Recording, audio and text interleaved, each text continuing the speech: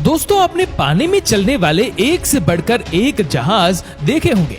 ये शायद इतना बड़ा होता है कि पूरे का पूरा शहर उनमें समा जाए। और कुछ जहाज तो इतने बड़े और खूबसूरत होते हैं कि उनसे नजरें हटाना भी मुश्किल हो जाता है। उस तरह के जहाजों को देखकर अक्सर हम सबके दिमाग में कई सवाल आते हैं, जैसे कि ये बनते कैसे होंगे, इन्हें पानी में कैसे उतारते होंगे और ये पानी में डूबते क्यों नहीं है। तो दोस्तों, आज हम इस वीडियो में आपके तमाम सवालों के जवाब आपको देंगे और साथ ही में बताएंगे कुछ ऐसे इंटरेस्टिंग फैक्ट्स जो आपको हैरान कर देंगे। दोस्तों, इन बड़े बड़े जहाजों के साइज और डिजाइन देखकर कोई भी ये बात बड़ी आसानी से समझ सकता है कि करीब 1 लाख टन से भी ज्यादा वजनी इन विशाल जहाजों को बनाना जरा सा भी आसान काम नहीं है। इन्हें बनाने में हजारों वर्कर्स की मेहनत लगती है और एक जहाज को बनाने में लगभग 2 से 3 साल का वक्त लगता है।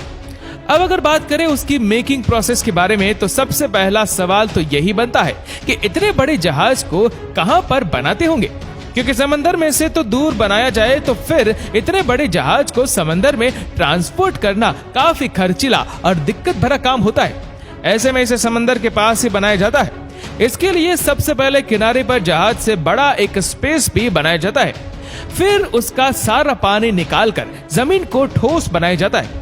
इसके बाद छोटे छोटे ब्लॉक की मदद से शिप का बेस तैयार किया जाता है, जिसके ऊपर खड़ा किया जाता है कई मंजिला शानदार जहाज।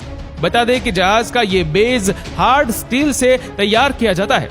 वैसे तो पूरा जहाज ही स्टील से भरा हुआ होता है, लेकिन बेस का मटेरियल ऊपर के मटेरियल से थोड़ा हैवी होता है। स्टील मेटल यूज करने की एक वजह यह भी है कि समुद्र के खारे पानी से लोहे या किसी और मटेरियल के खराब और कमजोर होने की संभावना रहती है, जो कि बेस पर यह सब कुछ डिपेंड करता है। तो पहले स्टील की मोटी चादरों से बेस बनाया जाता है और फिर उसके ऊपर स्टील की रॉड्स को वेल्ड किया जाता है।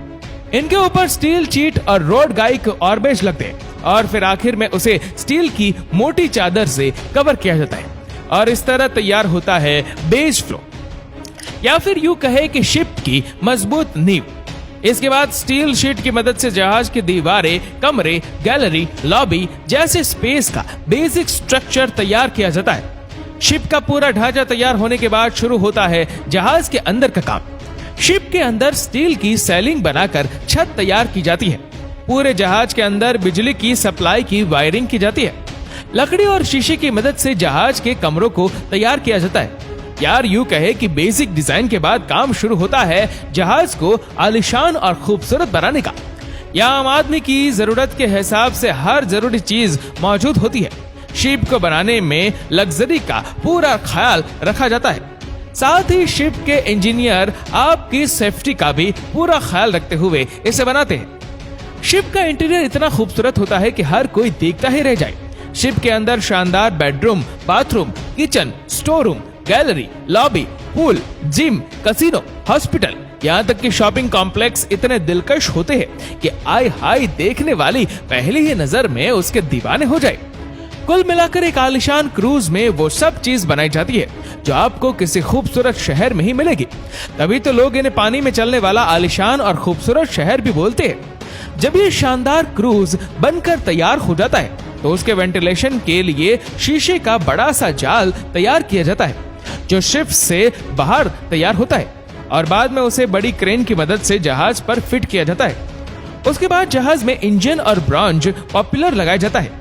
ये प्रोपेलर जितनी तेजी से घूमेगा, शिप उतना ही तेज चलेगा। इसीलिए शिप में एक से ज्यादा प्रोपेलर लगाया जाता है। उसके बाद जहाज की बॉडी को जंग रोधक केमिकल लगाया जाता है ताकि समुद्र के खारे पानी से जहाज को भी जंग ना लगे। और फिर जहाज को पेंट करने के बाद टेस्टिंग के लिए पानी में उतारा जाता है। टेस्टिंग के बाद सामने आई कमियों को दूर करने के बाद उस पर लोगो बनाया जाता है और इस तरह एक शिप बनकर तैयार हो जाती है। तो दोस्तों, ये तो था कि शिप कैसे बनता है, लेकिन अब सवाल ये आता है कि इतने बड़े जहाज को पानी में कैसे उतारा जाता है। चलिए ये भी हम बताते हैं। दोस्तों, शिप को पानी में उतारना बेहद खतरनाक काम होता है, क्योंकि यहाँ अगर जरा सी भी चूक हुई तो करोड़ों अरबों रुपए का नुकसान हो सकता है। बता दें कि जहाजों को पानी में उतारने के लिए मुख्य रूप से 4 तकनीक का इस्तेमाल किया जाता है, जिसमें से सबसे पहले फ्लोटिंग आउट टाइप लॉन्चिंग है। दोस्तों, जैसा कि हमने आपको शुरू में बताया था कि जहाज को बनाने से पहले समुद्र किनारे बड़ी जगह को खाली किया जाता है। तो फ्लोटिंग आउट लॉन्चिंग में जहाज की मेकिंग पूरी होने के बाद उस जगह को वापस पानी से भर दिया जाता है और फिर उस पानी को समुद्र के पानी से मिला दिया जाता है। फिर जहाज को धीरे धीरे समुद्र में लाया जाता है। ग्रेविटेशनल टाइप लॉन्चिंग में जहाज को समुद्र के किनारे लाकर ट्रेन की पटरी जैसे एक स्ट्रक्चर पर सेट किया जाता है। उसके लिए सबसे पहले उस स्ट्रक्चर पर अच्छी तरह ऑयलिंग और ग्रीसिंग की जाती है ताकि फ्रिक्शन को कम किया जा सके और जहाज आसानी से समुद्र में चला जाता है।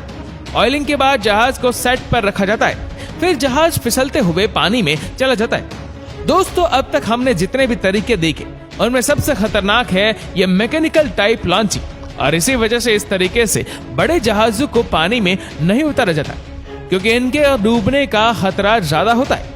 इस टेक्निक में ट्रक, ट्रेन या किसी और मशीन की मदद से जहाज को उठाया जाता है और पानी में रखा जाता है। अब तो आप समझ ही गए होंगे कि छोटे जहाजों के लिए ही ये तरीका क्यों इस्तेमाल किया जाता है। दोस्तों, आपके हिसाब से जहाजों को पानी में उतारने के लिए इनमें से कौन सा तरीका सबसे ज्यादा इफेक्टिव है? हमें नीचे कमेंट करके जरूर बताएगा। और अगर आपको वीडियो अच्छा लगा हो तो वीडियो को लाइक करेगा, शेयर करेगा ज्यादा से ज्यादा लोगों तक और ऐसे ही और भी इंस्पिरेशनल वीडियोस के लिए सब्सक्राइब करें हमारे यूट्यूब चैनल को और फेसबुक पर फॉलो करें हमारे पेज को। धन्यवाद।